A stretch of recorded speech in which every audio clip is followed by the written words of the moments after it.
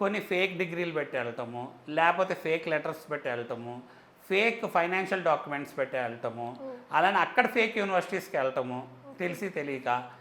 So ఇవన్నీ చేసుకుంటూ వస్తాం వల్ల చాలాసార్లు దొరికిపోయారు. దొరికిపోవటం వల్ల వాళ్ళు అక్కడ ఐడెంటిఫై చేశారు. ఐడెంటిఫై చేసి ఏం చేశారు అంటే స్క్రూటినీ పెంచారు. ఎందుకు స్క్రూటినీ పెంచారు అంటే వెళ్ళే వాళ్ళందరూ ఇలా నిజంగా లెజిటిమేట్ పీపులా కాదా అనేది వాళ్ళు కూడా స్క్రూటినీ చేస్తారు కాబట్టి.